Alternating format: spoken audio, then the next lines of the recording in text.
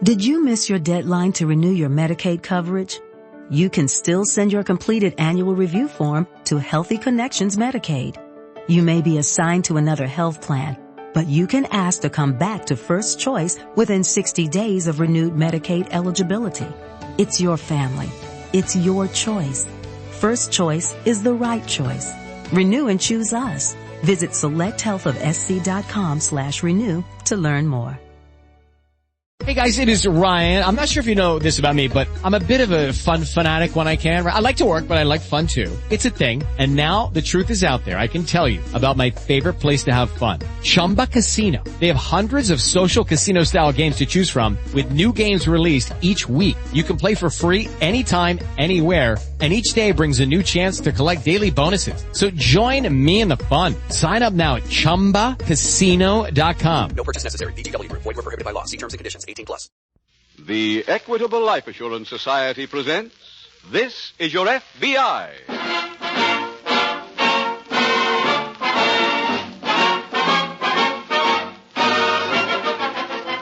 This is Your FBI, the official broadcast from the files of the Federal Bureau of Investigation. Presented as a public service by the Equitable Life Assurance Society of the United States and the Equitable Society's representative in your community.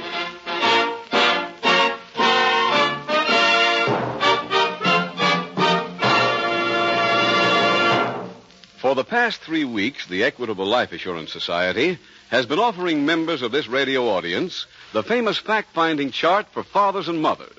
And each week, as soon as the program ended, listeners began phoning their Equitable Society representative, asking to bring around copies of this chart. Tonight, I'm going to suggest that you put off your phone call till next week. This Christmas Eve, Equitable Society representatives like yourselves are busy trimming trees, laying out presents, and putting up Christmas holly wreaths and mistletoe. But next week, be sure to call an Equitable representative about the fact-finding chart for fathers and mothers. I'll tell you more about it in about 14 minutes.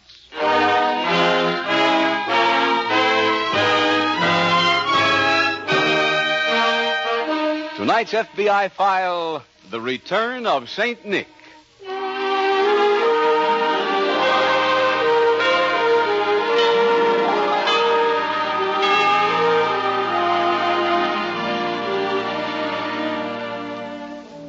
The United States is a young country in the family of nations, but already it has its share of national holidays.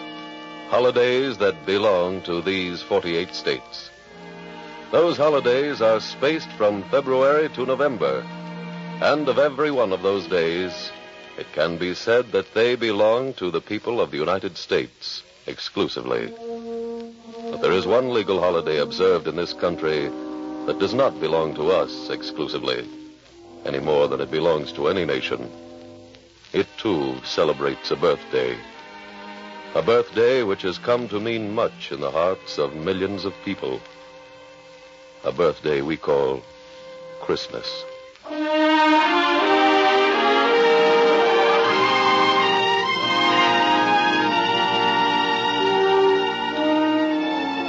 Tonight's file opens in an FBI field office located in a large eastern city.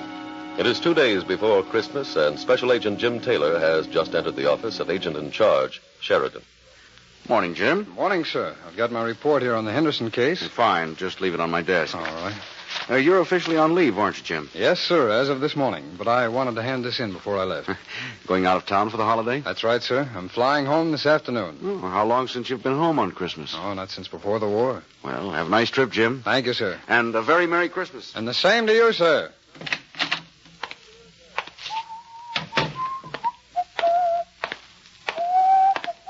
Mister?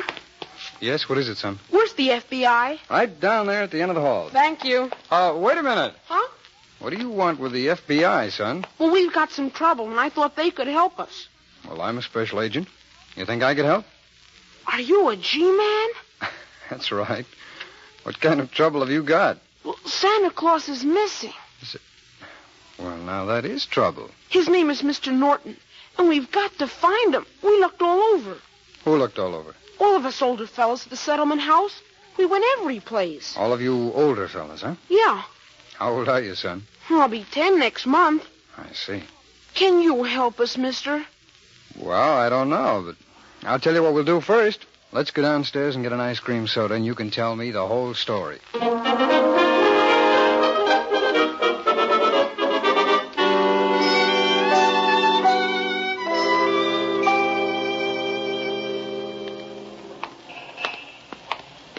This is the settlement house, Mr. Taylor. It's a nice-looking building. Here, we go in this door. Okay. Go ahead, son. Mr. Williams' office isn't there. Gee, he's a nice man. I'm sure he is.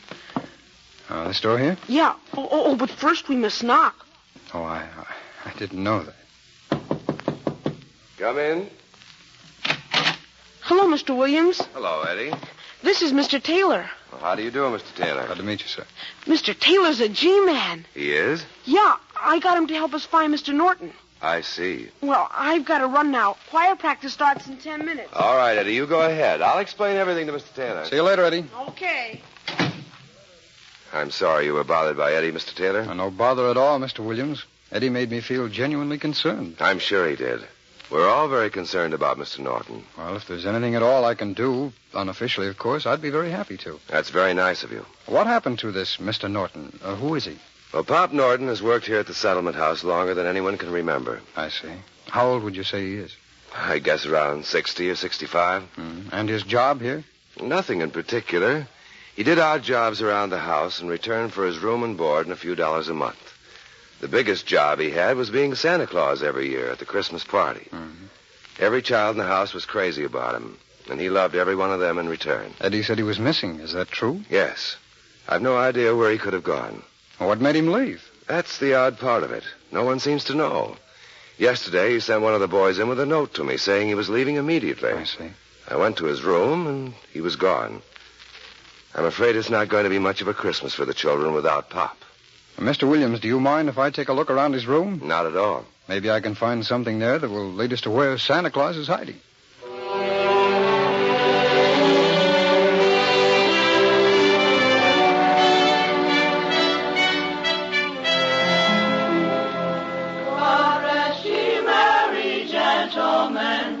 Let nothing you dismay. Remember Christ our Savior. Mr. Williams. May I see you for a moment? Certainly. Keep singing, boys. Let's walk over here.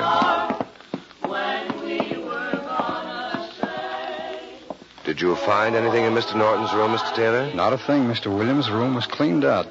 Tell me, what do you know about Mr. Norton? What did he do on his day off? Who were his friends? He never took a day off that I can remember. No? The only pleasure he got out of life besides serving the kids was reading. He always had 3 or 4 books from the library down the street. Now, I have a hunch Mr. Norton isn't going to be too difficult to find. Why do you say that? Well, from what you've told me, he's a man of about 60 with no outside interests. The only things he likes are reading and children. That kind of a man doesn't usually run very far. Pardon me. Certainly. All right, boys, you can rest a while. Sorry, Mr. Taylor. Please go on. Well, I was about to say that I think he's probably still here in the neighborhood. Mr. Taylor! Mr. Taylor! Oh, hello, Eddie. Oh, excuse me, sir. All right, Eddie. Mr. Taylor, I've been working on the case. Good for you, son. What did you find? Well, I spoke to a boy who saw Pop just before he left. Well, that's fine. What did he say? He told me that he was playing with Pop yesterday when 2 ladies came into the gym. 2 ladies? Yeah. Pop saw them, and he went and hid in the closet until they went away. When was this, Eddie? Just before milk. Just before milk? Well, that's at 4 o'clock. They all get milk and cookies. Oh, I see. Well, thanks, Eddie. You've been a big help. You're welcome, Mr. Taylor. Oh, you stay here a minute, Eddie. I've got another job for you. Gee, thanks. Mr. Williams, do you know the 2 women who came here yesterday? One of them was a Mrs. Chester. She's on the Board of Governors. She brought a wealthy friend of hers to try to interest her in contributing to the house. I see. Do you know the friend's name? No, I don't. But I can find it out from Mrs. Chester. Oh, I'd appreciate you doing that. Now, Eddie, you ready for your assignment? Yes, sir. Anything. All right. I want you to go to the library down the street and see if Mr. Norton is there. Yes, sir. And if he's not there, wait around for him. I think he might come in for some new books.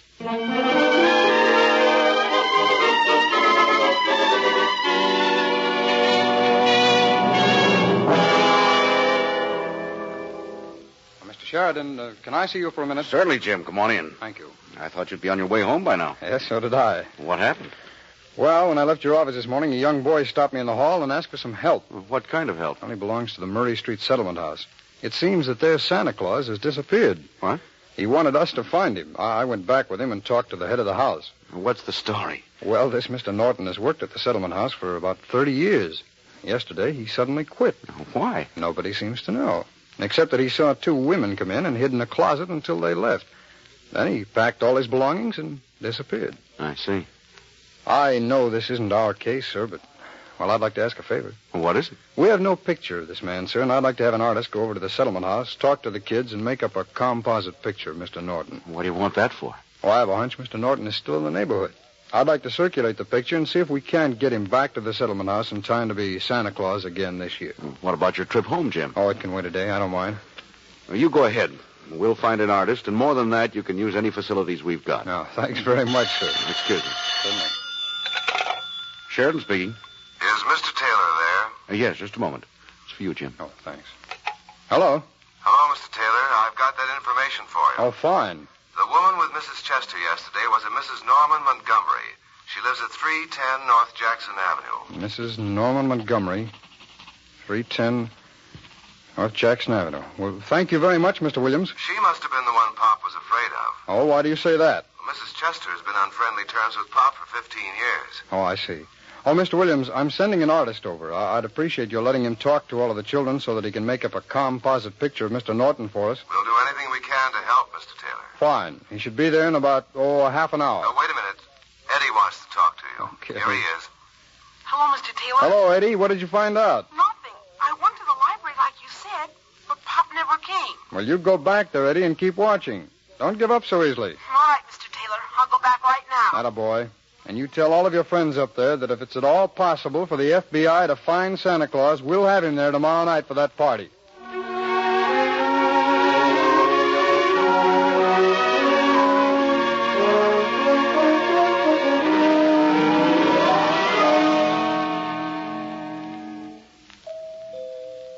Just a moment, please. Mrs. Montgomery? Yes? My name is Taylor. I'm from the FBI. Here are my credentials, ma'am. Oh, what can I do for you, Mr. Taylor? I'd like to come in and talk to you, if you don't mind. Come in. Thank you. What is it you want? I'm checking up on something, and I'd like to ask you a few questions. What sort of questions? Well, the first one would be, were you at the Murray Street Settlement House yesterday? Why, yes, I was. With a Mrs. Chester. What has that to do with you? Oh, it has nothing to do with me, Mrs. Montgomery, but it might have something to do with a man who disappeared. What are you talking about? Well, this man who disappeared seemed to be afraid of being seen by you, according to what I can gather. What? Oh, that's merely a theory, Mrs. Montgomery. Oh, why would he be afraid of me? Well, that's what we don't know. Who is this man? Oh, I have a composite picture made by one of the artists in our office. Here. Well, do you recognize him? Yes, I do. I haven't seen or talked with him in 30 years, but I know him. Who is he?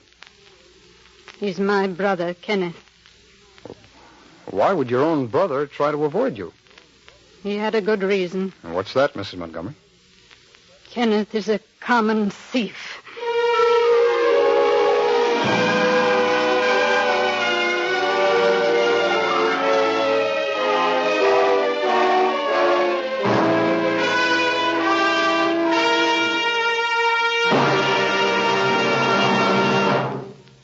We will return in just a moment to tonight's unofficial case from the files of your FBI. Now, a Christmas message to parents from the Equitable Life Assurance Society of the United States. Fathers and mothers, on this night before Christmas, when the children are nestled all snug in their beds, when the stockings hang by the chimney with care, most of us realize, perhaps more strongly than at any other moment in the year, how much our children mean to us. At such a time, therefore, it is perhaps not unsuitable to discuss one of the most unselfish gifts a father can give to his family, the gift of life insurance. Life insurance is the loving father's way of making sure that his love will continue to watch over his family, no matter what may happen to him. Through life insurance, he makes certain that they will have an adequate income to live in comfort and security if he should be taken from them. To help you to determine what that income should be, the Equitable Life Assurance Society has published a special chart. It is called the Fact-Finding Chart for Fathers and Mothers. Its purpose is to help you make an accurate estimate of how much money your wife and children would require to carry them through the critical years until the youngest child finishes high school. You will be able to fill in this chart in 5 minutes because you are guided every step of the way by simple, easy-to-understand pictures. It is offered to all parents as a public service by the Equitable Life Assurance Society without charge or obligation. Simply phone your nearby Equitable Society representative and ask him to bring you the fact-finding chart for fathers and mothers. Or send a postcard addressed to the Equitable Society, care of this ABC station. Your request will be forwarded to the nearest representative of the Equitable Society. That's EQUITABLE. The Equitable Life Assurance Society of the United States.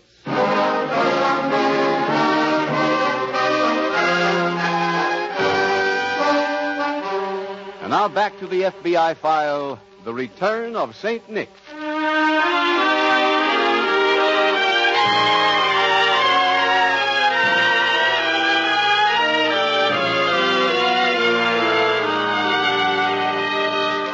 Hate is a vicious emotion which feeds upon itself and becomes greater as time goes on.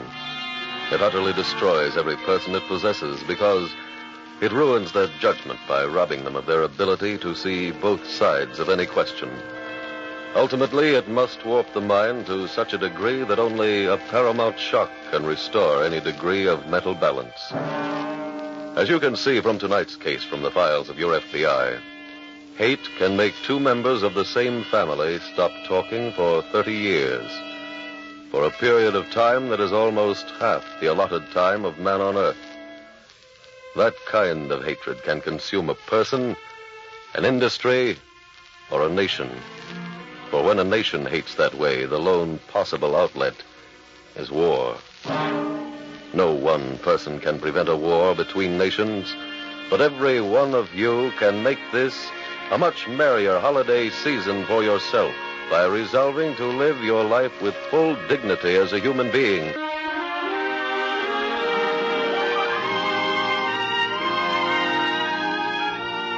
Tonight's file continues in the apartment of Mrs. Montgomery. Mrs. Montgomery, would you mind telling me why you accuse your brother of being a common thief? It's a family matter, Mr. Taylor, and I'd rather not discuss it. I see. I assume that your business with me is concluded? Yes, I'm afraid it is, Mrs. Montgomery. And I'm sorry because you're the one person I hope could help us find your brother. What do you want to find him for? To arrest him? Oh, no. No, until his disappearance, he worked at the Murray Street Settlement House. The children there love him.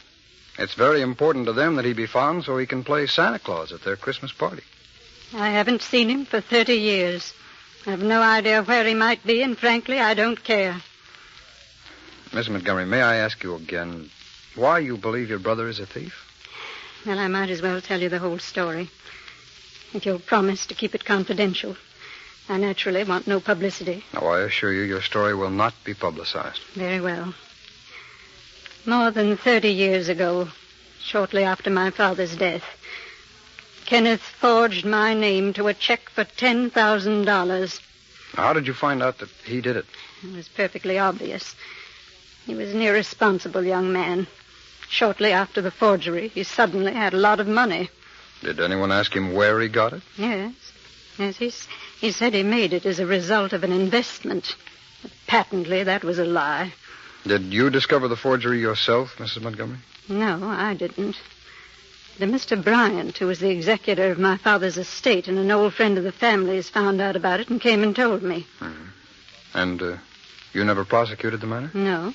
Mr. Bryant convinced me that I shouldn't risk ruining our family's name. Mrs. Montgomery, did it ever occur to you that your brother might have been telling you the truth? He couldn't have. Well, if you don't mind my saying so, I think that anyone who has his record with children deserves more of a chance than that. Do you by any chance still have the forged check? Yes, I have it. Would you have any samples of your brother's handwriting of that period? Yes. I kept all of the papers in the case in a special file. And do you have that file handy? Yes. I wonder if I might borrow it. For what purpose? I'd like to see if a hunch I have about your brother's innocence is correct.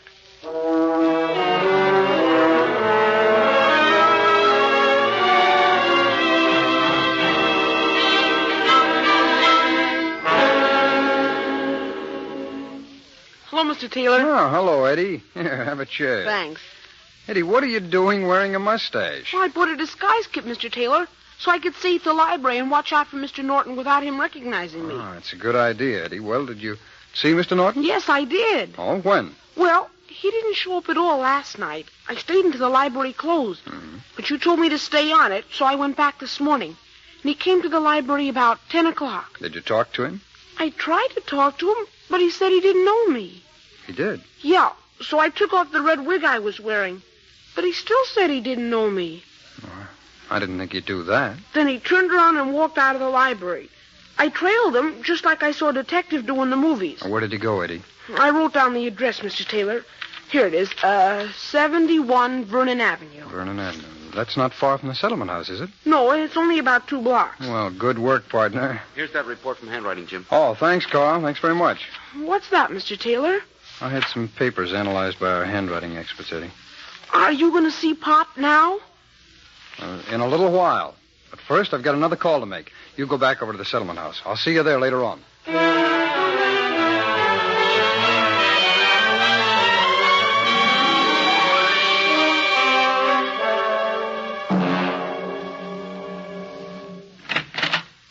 Good morning, Mrs. Montgomery.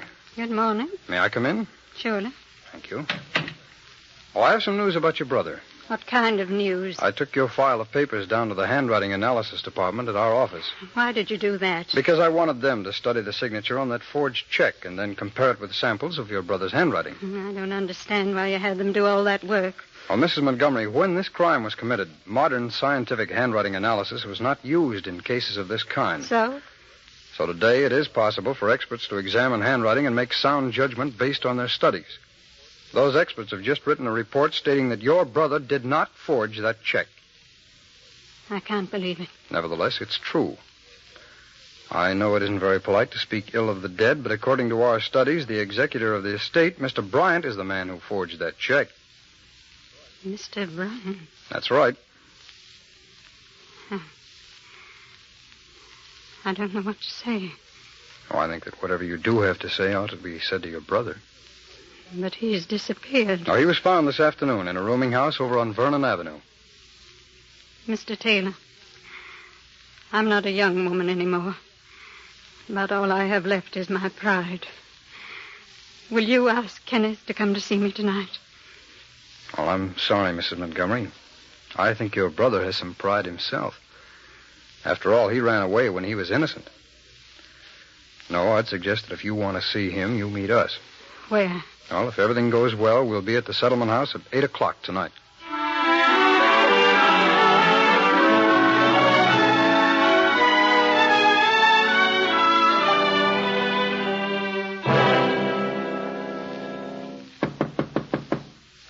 Who's there?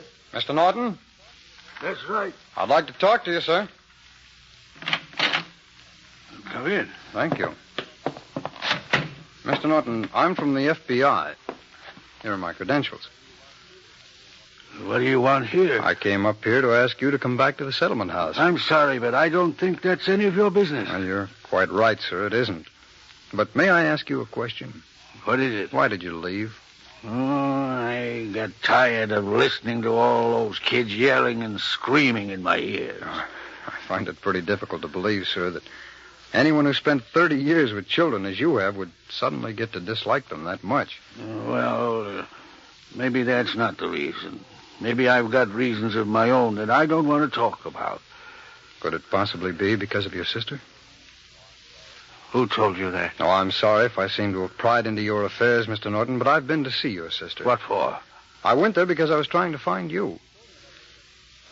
She told me about that check for $10,000. She did? Yes. And with the aid of the FBI laboratory, we showed your sister that you didn't forge your name. Mr. Bryant was the guilty one. What did you say? I said Mr. Bryant was the one who forged that check. How do you know that? Well, handwriting analysis proved it. You told this to my sister? Yes. Did she believe you? Yes, she did. And she'd like to see you. She'd like to try to make amends. I asked her to come to the settlement house tonight. I don't want to see her. Oh, now, Mr. Norton. Look, it's Christmas Eve. This is no time to feel that way. If she's coming to the settlement house, I won't go back there. Now, look, Mr. Norton, you're not going to let all of those kids down. Now, come on. Put on your coat. If we hurry, we can get there for the beginning of the party.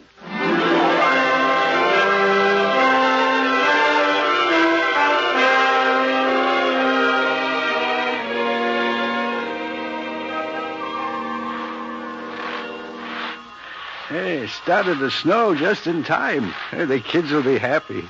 Makes it seem more like Christmas when it snows. Sure does. Yeah, here we are.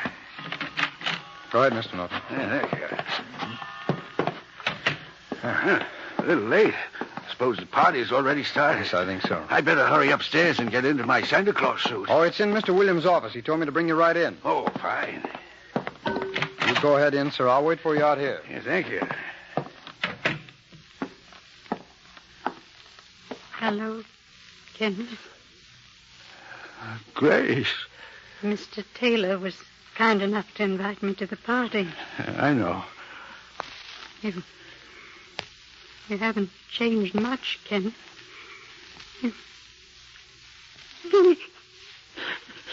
Grace. I'm so ashamed. Oh, there now. All these years I falsely accused you. Let's forget it, Grace. It's all in the past. Can you ever forgive me? Oh, I already have. Oh, look, this is no time for crying, Grace. Here's a hanky. Dry your eyes. Thank you. Now, help me on with this costume, will you? Why, it's a Santa Claus suit. Yeah. Yep. This is my annual job round here. How wonderful. Yeah. I got to really hurry, too. The party's already started. Will you hand me that wig and beard? Surely. Here you are.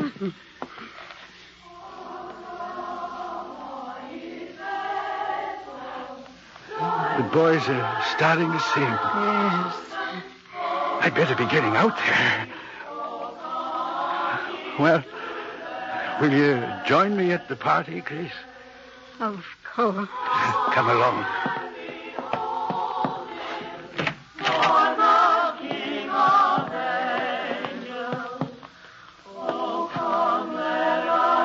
The boys are waiting for you, Mr. Norton. I know. Merry Christmas, sir. Merry Christmas, Mr. Taylor.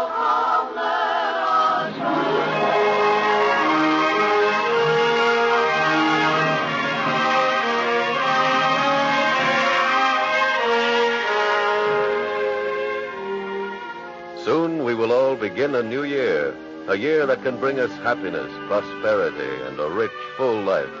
But those goals cannot be attained without work, without hard work and long concentration. There are a few bits of advice that are applicable to everyone, but there can be no doubt that for each of us, life will be richer and fuller if we follow one set rule. If we live every day during the coming year with the love and kindness in our heart that we have on Christmas Eve. For in that way lies peace on earth, goodwill towards man.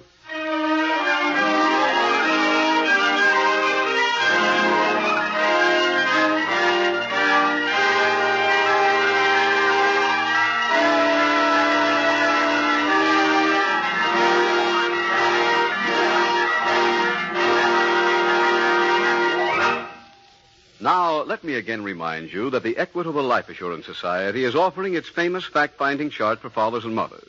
This helpful chart, which may make such a vast difference in the future happiness and security of your children, is yours for the asking. Phone your Equitable Society representative soon, or send a postcard to the Equitable Society, care of this ABC station. Your request will be forwarded to the nearest representative of the Equitable Life Assurance Society of the United States. Meanwhile, your Equitable representative wishes you a Merry, Merry Christmas.